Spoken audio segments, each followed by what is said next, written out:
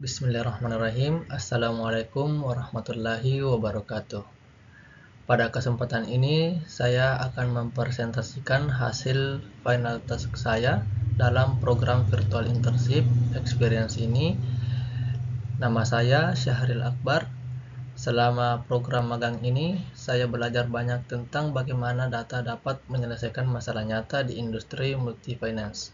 Hari ini, saya ingin memaparkan proyek akhir saya, yaitu pembangunan kredit scorecard model untuk memprediksi risiko gagal bayar nasabah secara lebih akurat menggunakan machine learning. Berangkat dari pemahaman bisnis, Home Credit memiliki misi besar membantu masyarakat unbanked yang seringkali ditolak bank karena tidak punya riwayat kredit. Namun, ini pedang bermata dua. Tanpa riwayat, resiko gagal bayar sangat tinggi. Jika kita terlalu longgar, kredit macet naik. Jika terlalu ketat, kita kehilangan potensi pasar. Oleh karena itu, tujuan teknik saya di sini adalah membangun model machine learning yang bisa mempelajari pola tersembunyi dari data historis untuk membedakan mana nasabah yang amanah dan mana yang berpotensi macet, sehingga keputusan bisnis bisa lebih presisi. Dataset yang saya olah cukup masif, mencapai 300.000 data aplikasi historis dengan 122 variabel informasi. Tantangan terbesar saya yang saya temukan saat eksplorasi data adalah imbalance dataset. Seperti yang terlihat pada grafik, hanya 8% nasabah yang gagal bayar. Pada batang kecil di kanan, sebagai data scientist, ini menuntut saya untuk tidak hanya melihat metrik akurasi, karena menebak semua orang lancar pun akurasinya sudah 92%, tapi gagal mendeteksi resiko. Saya harus menggunakan strategi khusus agar model sensitif terhadap kelas minoritas ini. Masuk ke analisis data, saya menemukan pola menarik terkait usia. Grafik ini menunjukkan default rate atau tingkat kegagalan bayar. Kita bisa lihat pada area sebelah kiri, nasabah muda usia 20-an memiliki resiko macet hampir 2 kali lipat dibanding nasabah senior di atas 50 tahun. Kemungkinan besar ini terkait stabilitas karir dan kedewasaan finansial. Insight ini menyarankan agar tim RISE memberikan perhatian khusus atau limit yang lebih konservatif untuk segmen pemula ini. Selanjutnya, saya melakukan analisis multivariat menggunakan heatmap untuk melihat hubungan pekerjaan dan pendapatan. Warna merah pekat menunjukkan resiko tinggi.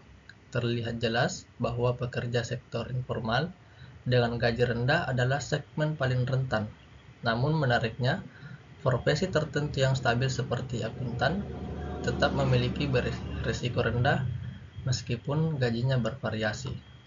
Ini membuktikan bahwa dalam kredit scoring, stabilitas arus kas nasabah lebih penting daripada sekedar besarnya nominal gaji. Bagian ini adalah dapur dari model saya, dan menuntut saya adalah tahap paling krusial. Data mentah saja tidak cukup. Saya melakukan fitur engineering atau rekayasa fitur untuk membantu model belajar lebih baik. Contohnya, saya membuat fitur rasio berapa persen cicilan bulanan dari total gaji nasabah. Fitur turunan ini ternyata jauh lebih prediktif daripada sekedar angka gaji karena menggambarkan kemampuan bayar nasabah yang sebenarnya. Saya juga menggabungkan skor dari data eksternal yang terbukti memiliki korelasi sangat kuat dengan target. Untuk pemodelan, saya menguji 3 algoritma berbeda untuk mencari yang terbaik. Hasilnya, Light GPM yang bergaris orange keluar sebagai model terbaik dengan skor EUC 0,7660 mengungguli XGBoost dengan 0,74 dan Logistic Regression 0,72. Kenapa LightGBM? Selain skor EUC-nya paling tinggi, yang artinya paling jago membedakan nasabah baik dan buruk model ini juga sangat cepat dalam memproses data besar dan memiliki fitur bawahan untuk menangani imbalance data yang saya sebutkan di awal tadi.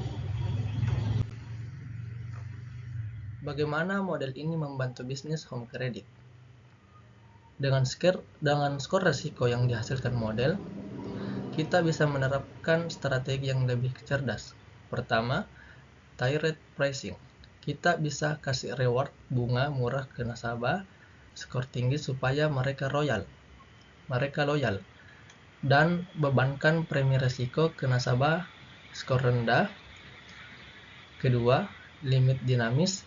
Jangan kasih limit besar ke nasabah yang rasio cicilannya sudah mepet.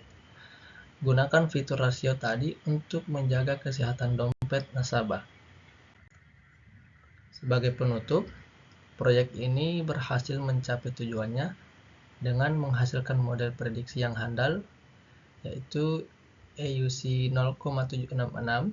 Tentunya sebagai pembelajar, saya menyadari masih banyak ruang untuk perbaikan ke depannya. Akurasi model bisa ditingkatkan lagi dengan melakukan tuning parameter yang lebih mendalam atau menambahkan data alternatif, seperti data pulsa atau belanja online untuk menilai nasabah yang benar-benar tidak punya data bank. Saya berharap model ini bisa menjadi langkah awal perbaikan manajemen risiko di perusahaan, khususnya di home credit. Berikut tools dan referensi yang saya gunakan selama pengerjaan proyek ini. Program yang lengkap dan didokumentasikan tekniknya sudah saya rapikan dan unggah di GitHub dan dapat ditinjau lebih lanjut. Terima kasih banyak kepada mentor home credit dan rekamin atas bimbingannya. Kurang lebihnya mohon dimaafkan. Assalamualaikum warahmatullahi wabarakatuh.